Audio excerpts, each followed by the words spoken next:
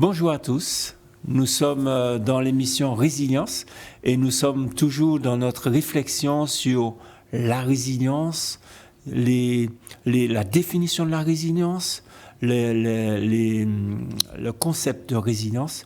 Et nous avons commencé cette réflexion avec Hélène qui est de nouveau parmi nous pour continuer cette réflexion. Bonjour à toi Hélène. Bonjour à tous. Bienvenue. Merci. Nous avons aussi Thierry qui est avec nous pour continuer encore cette réflexion. Alors, bienvenue à toi, Thierry. Bonjour à toi. Merci. Ça me fait toujours plaisir d'être ici. Alors, nous continuons le concept. Alors, bien sûr, nous n'allons pas parler de ce que nous avons vu auparavant, même si c'était très intéressant. Et d'ailleurs, Hélène et Thierry nous ont bien suscité la réflexion et l'envie de connaître plus. Aujourd'hui, nous allons parler des limites de la résilience. Alors, c'est vrai que lorsque nous avons vu la dernière fois, nous parlions de l'éducation, du comportement, de l'environnement qui était généré par la résilience, qui faisait partie de ce concept-là. Nous avons aussi vu que le traumatisme peut aussi nous empêcher d'avancer. Mais il y avait aussi dans notre réflexion des tuteurs, ce qu'on peut appeler des tuteurs de résilience, qui sont des individus, des personnes qu'ils rencontraient, les personnes résilientes, rencontraient sur leur route, qui leur donnaient du courage, qui lui donnaient la force d'avancer.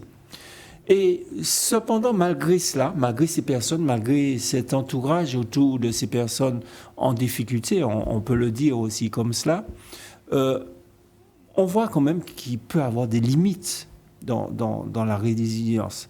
Ce n'est pas un chèque en blanc qu'on peut dépenser. Simple, donc, est-ce que vous pouvez nous apporter des éléments concernant ces limites par rapport à la résilience? Alors, je ne sais pas qui va se lancer. On pourrait dire tout simplement qu'effectivement, ce n'est pas chose facile de parler de résilience parce que là, il est nécessaire parfois, et même si une première fois ça a marché, ça a bien marché, on a su rebondir. On était dans un contexte professionnel compliqué, on a su rebondir. Eh bien, une autre situation se présente et puis là, on n'arrive plus à rebondir. On ne sait plus comment faire. On a le sentiment d'avoir perdu un peu le bénéfice de la première fois.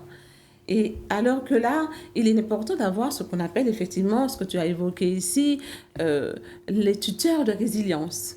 Et des tuteurs de résilience ou des tuteurs, on dit aussi des tuteurs de développement. Ces personnes qui sont là, qui sont placées sur notre chemin, sur le chemin de l'enfant par exemple, qui vont le guider, le soutenir pour cela, pour qu'il puisse effectuer avec lui une rencontre. Et je vais parler à la place du mot rencontre de cœur à cœur. Certains d'entre nous avons vécu ça, je ne sais pas Thierry, si tu peux en parler. À un moment donné dans ton histoire, dans ton parcours, eh bien, il y a eu quelqu'un qui était là, ou des personnes que tu veux honorer en quelque part et que tu as envie d'honorer, qui ont été là pour t'aider à rebondir. Moi, je me rappelle de cette maîtresse d'école, ce prof, au collège, c'est une dame. Elle était là, et puis à un moment donné de mon parcours, et puis elle m'a dit, mais si maman est, ça aura fait là. Bougez quoi pour sortir là. Et elle a été vraiment, je ne sais pas si elle est toujours vivante, j'aurais tellement voulu l'honorer et la rencontrer à nouveau pour la remercier, pour lui dire, voilà, qui je suis devenue aujourd'hui grâce à vous. Et elle m'a rendu la vie. Voilà. Elle a été bienveillante. Et ces personnes, parfois, sur notre chemin, on a besoin de personnes comme ça. Ils soient là. On les appelle des tuteurs de résilience ou des tuteurs de développement.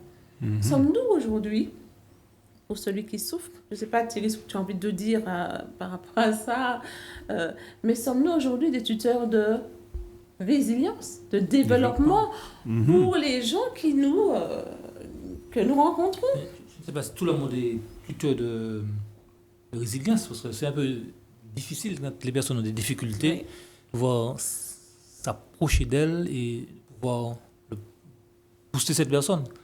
C'est comme un coach.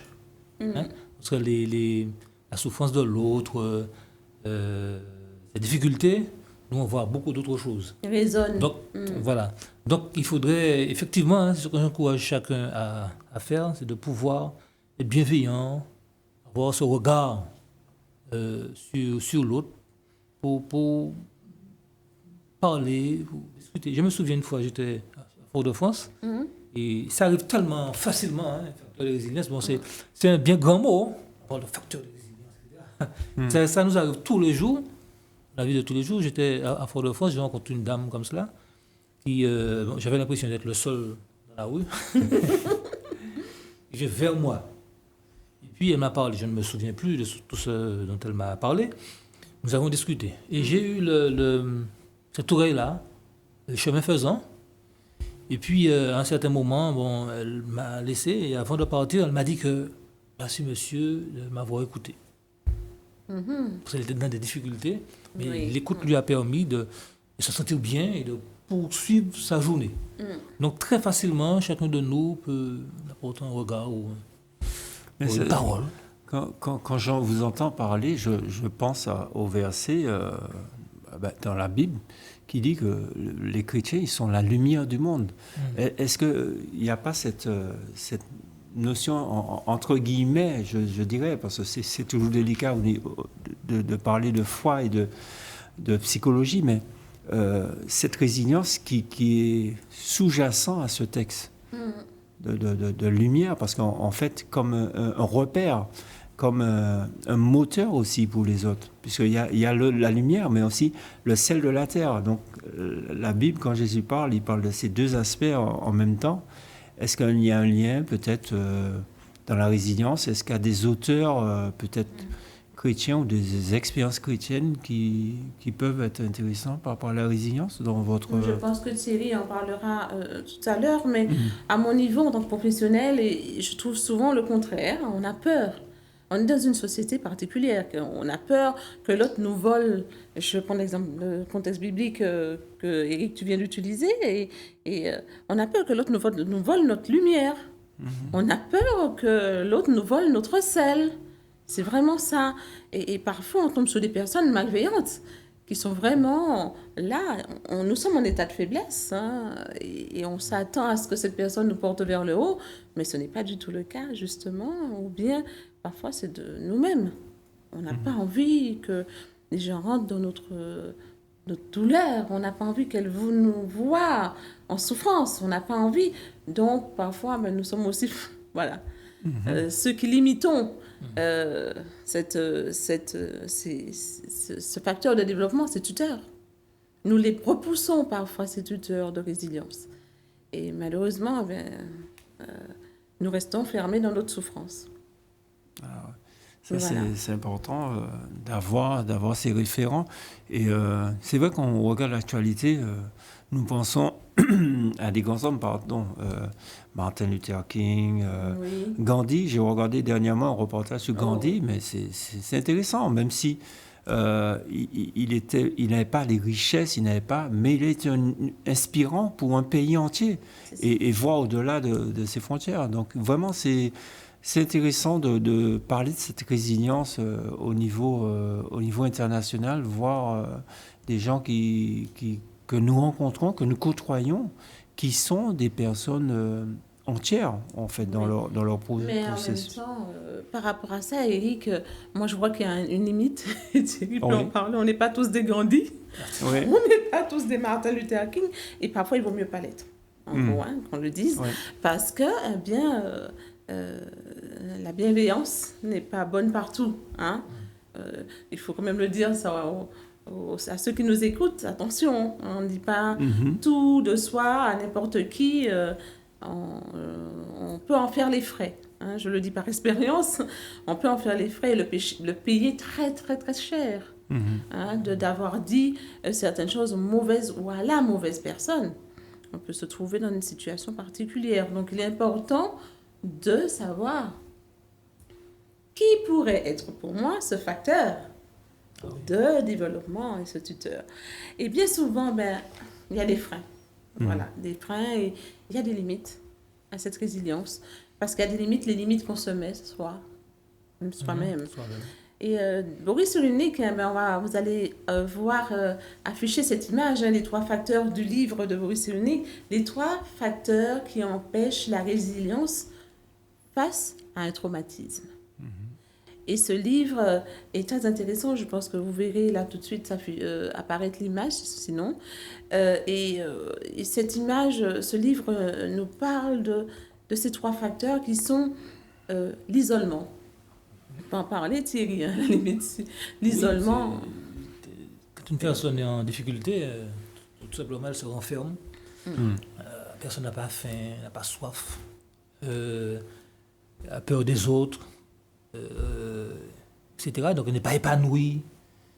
J'avais un cousin comme cela, et toute la journée, il était enfermé dans le noir. Hein. On ne voyait pas le bout de son nez. Enfin, quand on était dans la pièce, il était toute la journée enfermé. Donc peur des autres et le renfermement sur soi-même. C'est ça, c'est ça. Se protéger des autres, d'une autre blessure. Voilà. Okay. J'ai été blessée, alors là, j'ai brûlé une aile, je peux brûler une deuxième. Je m'enferme dans mon univers, ma chambre, enfin, le sommeil, l'alcool. On en parlera, hein. La drogue. L'isolement, on disait. Donc, oui. Qu'est-ce qu'il y a d'autre comme élément? Des moyens d'isolement, il y en a plein aujourd'hui. La drogue, on va avec ça. Ou quoi d'autre? Le jeu vidéo. Oui, c'est une façon de s'isoler parce qu'on est en souffrance, donc on s'isole. Qu'est-ce qu'il y a d'autre? Alors, peut-être nuancer. Est-ce que l'isolement... tous ceux qui font le jeu vidéo, par exemple, ne sont pas forcément isolés. Ah oui, non, mais c'est vrai. C'est vrai de le signifier. On parle de cet isolement addictif, hein. Effectivement. Oui, tout à fait. Okay. Ça peut être le portable, WhatsApp, machin. C'est cet isolement addictif qui me protège de l'autre et de l'invasion. D'accord, on va dire de l'envahissement, peut-être, d'une mère, d'un père, d'un frère, de la violence de l'autre, de son mépris, de ses silences. On voit les adolescents sont très très sensibles à ce genre de choses. Et l'isolement chez l'adolescent, c'est déjà un signe de souffrance. Les parents, nous les tuteurs de développement, nous devons faire attention à l'isolement de l'adolescent, notamment. D'accord. Mais ça ressemble aussi à la dépression un petit peu, hein, par rapport à ce que vous dites. Oui, ça peut mener. Oui, ça peut mener. Ça peut. C'est pas forcément la dépression, mais ça peut. C'est un chemin. Un chemin vers la dépression. C'est pourquoi quand Hélène disait que il faudrait faire attention à cela, surtout l'ado, hein. Oui. C'est un âge très sensible, qui s'isole, tout ce qu'on a évoqué, il faudrait tirer la sonnette d'alarme tout de suite, faire le nécessaire pour le sortir de cela. Alors, je ne veux pas... Et un autre élément, par exemple, par rapport à ça, Eric, ce serait le non-sens. Donner sens à ce qui m'est arrivé. Je veux dire que quelque chose qui pourrait bloquer la résilience en moi ou en l'autre, c'est qu'on n'a pas donné de réponse à son malheur, à son traumatisme. Il a été blessé, mais personne n'est en mesure de lui apporter une réponse. Voilà, une réponse. On n'en parle pas. Certaines familles, il ne faut pas parler. Il y a eu un suicide, il y a eu quelque chose qui s'est passé, mais quelque chose de difficile, de traumatisant pour toute la famille. Alors on fait chut, tais-toi. Parfait. À celui qui a envie de parler, on le muselle. Voilà, on va le museler parce qu'on va lui dire non, ça nous fait mal que tu en parles. Tais-toi. Mais s'il ne veut pas en parler en famille, donnez-lui l'occasion d'en parler ailleurs. C'est ça mais trouver le moyen d'en parler, donner du sens, parler ensemble de ce qui s'est passé, c'est donner sens. Et c'est pas donner la mort à l'autre, c'est donner la vie, à ceux qui restent, à la maison. La honte. Mais est-ce que, juste avant que tu continues sur la honte, est-ce que justement par rapport à cela, l'événement traumatique, les autres personnes n'ont pas peur de cette réalité-là? Ils n'ont peut-être pas, justement, l'émission d'avant parlait de comment être résilient, ils ont peur de franchir le pas.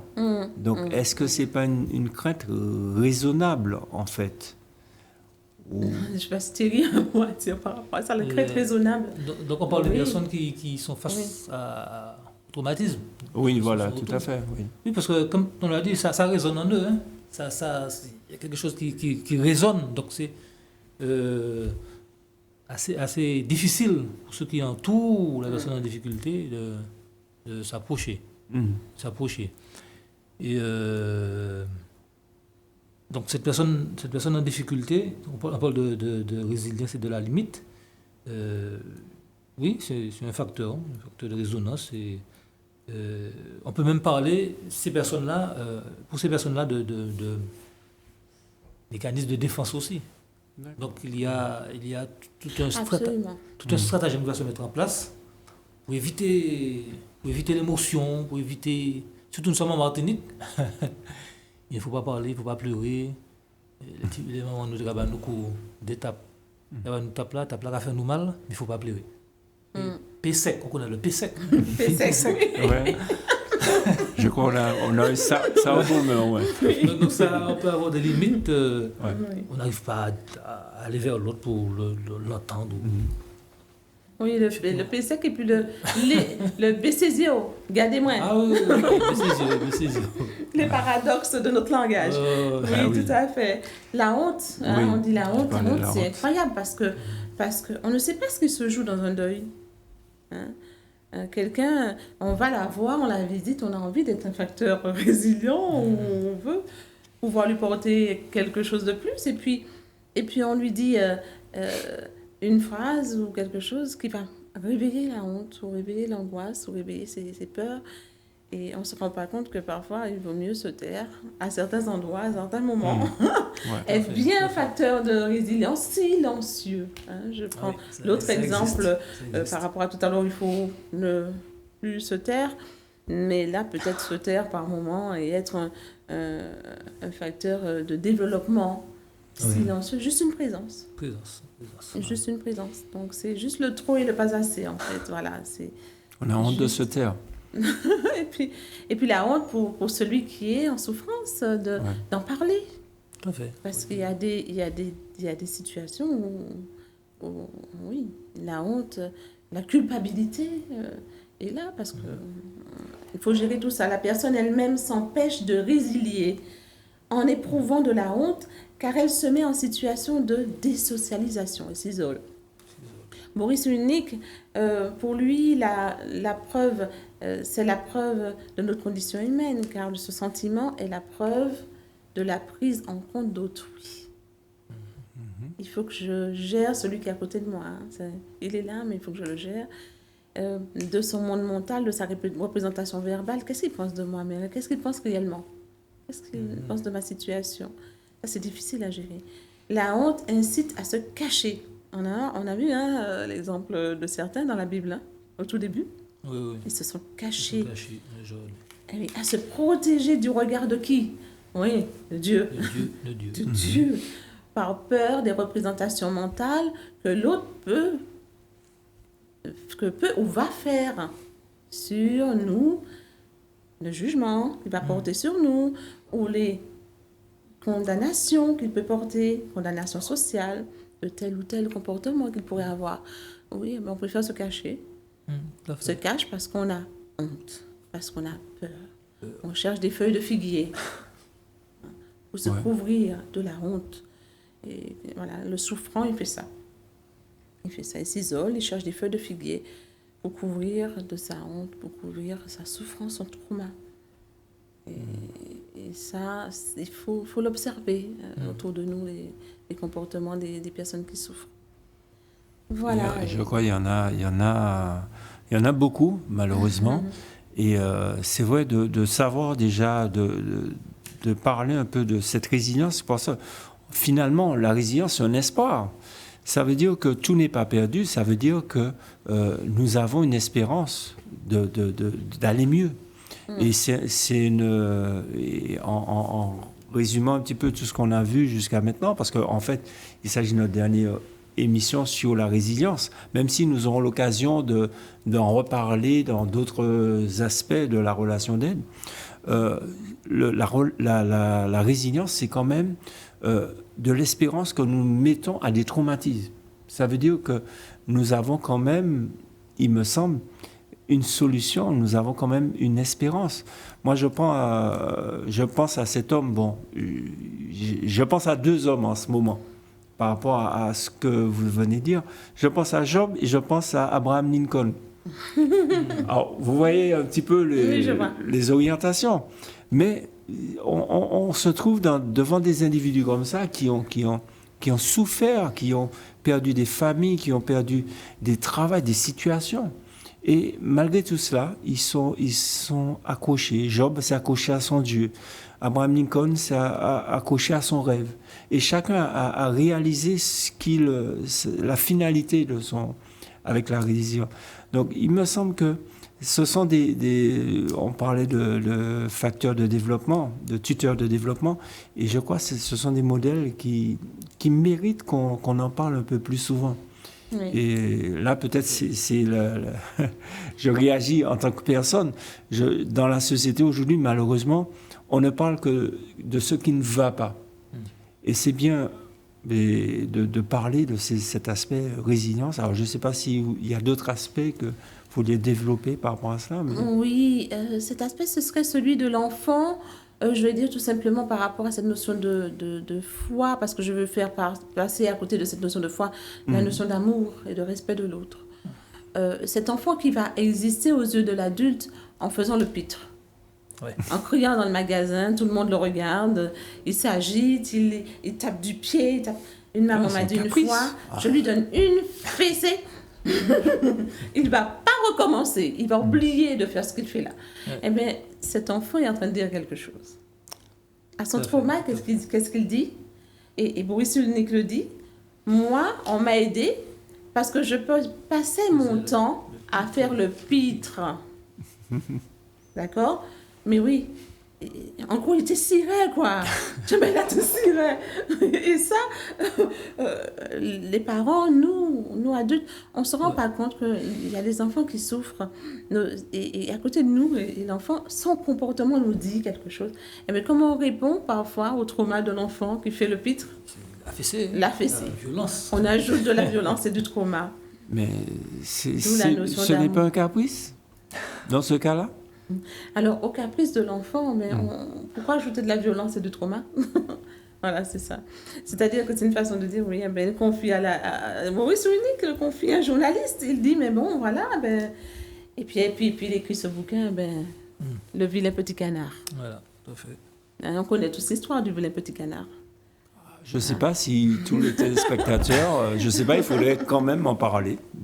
Dans lequel il relate plein d'histoires de grands de ce monde, de chanteurs et autres. C'est vraiment un livre à lire. Vraiment, je le conseille aux téléspectateurs. Et ce sont des livres à lire. Le vilain petit canard, Le merveilleux malheur. Le murmure des fantômes. Les fantômes, ce sont des souvenirs. Hein. Oui. C'est pas les fantômes avec les robes. Oui. Le murmure des fantômes. Les souvenirs qui reviennent, enfin, etc. Enfin, ce sont de très bons livres pour pouvoir... On les recommande aux téléspectateurs. Donc, ils pourront aller sur Internet et taper. Et regarder, mais c'est vraiment de vrais beaux livres. Et découvrir tout ce qu'il a écrit. Biographie. Donc, ces livres, ce sont des outils. Hein, oui. Des outils pour mieux aller, pour... mieux tourner. C'est cette foi qui est un peu transcende. Thierry en parle, tu en as parlé tout à l'heure, il y a cette foi qui transcende tout ça et qui vient nous aider à poser notre réalité et qui devient vecteur et tuteur de résilience. Bercé par notre foi, cette bienveillance en soi, l'amour de nos parents, mais le vrai amour. Je parle pas de cet amour violence, on tape à tout vent. Je parle de cet amour où on s'écoute, où on se parle, où on se dit les choses. C'est nécessaire à la croissance de l'enfant et lui permettre plus tard de devenir quelqu'un de résilient et d'équilibré dans sa foi. Alors, c'est vrai que nous parlons de la foi et là, nous approchons de la fin de notre émission et surtout de la série d'émissions sur la résilience. Alors, absolument. Il nous reste très peu de temps, il nous reste à peine 1 minute. Et si vous deviez conclure, Hélène, Thierry, par une phrase. Une phrase. Je ne vous demande pas plus, on n'a pas le temps pour plus. Mais une phrase, comment vous définiriez la résilience pour les téléspectateurs? Ah oui, une phrase. 10 secondes sont passées. Allez, vas-y. Je vais tout simplement, puisqu'on a parlé d'éléments foi, la foi, citer tout simplement un texte biblique. Vas-y. Ce texte biblique nous pousse à être fort, simplement, être fort. Alors c'est Josué 1, 6 et 7 qui dit « Fortifie-toi et prends courage, je serai avec toi, je ne te délaisserai point et je ne t'abandonnerai point. » Belle promesse. Oui. Voilà.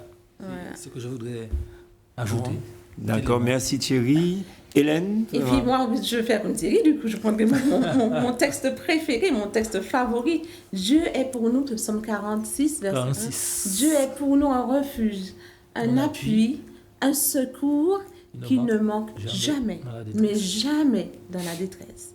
Et pour moi, cette phrase a été vraiment facteur, un vecteur, un tuteur de résilience. Eh bien, écoutez, je vous remercie de votre présence. Merci à toi, Hélène, par rapport à tout ce que tu nous as apporté concernant ce thème. Merci à Thierry pour les informations et tout ce que tu as apporté dans notre débat, dans notre réflexion. Et c'est vrai que c'est un thème qui est riche. On pourra encore en débattre longtemps. Et je crois que nous aurons l'occasion de revenir sur certains points dans les émissions à venir. Je tiens aussi à vous dire, chers téléspectateurs, que nous aurons le témoignage justement de quelqu'un qui a vécu, qui a eu une expérience de vie par rapport à plusieurs aspects de sa vie. Elle s'en est sortie et elle témoignera dans cette émission prochainement, la prochaine émission que nous aurons. Donc, parfois, nous aurons ces témoignages-là de personnes pour montrer que c'est du concret, c'est de la vie réelle. Ça marche. Et je terminerai par une phrase qui va nous faire réfléchir par rapport à tout ce que vous venez de dire. L'important, ce n'est pas ce qu'on a fait de nous, ce qu'on fait de nous, mais ce que nous faisons nous-mêmes de ce qu'on a fait de nous. Je vais la reprendre parce qu'elle est importante. L'important, ce n'est pas ce qu'on fait de nous, mais ce que nous faisons nous-mêmes de ce qu'on a fait de nous. Et je vous souhaite le meilleur, alors que nous sommes aussi au début de l'année, dans ce sens. Que nous puissions avancer, téléspectateurs, nous tous, ensemble, que nous puissions avancer vers le meilleur et pouvoir être des personnes résilientes. Merci à tous, merci aux téléspectateurs, merci à Thierry, merci à Hélène et à la prochaine fois. Merci. À bientôt.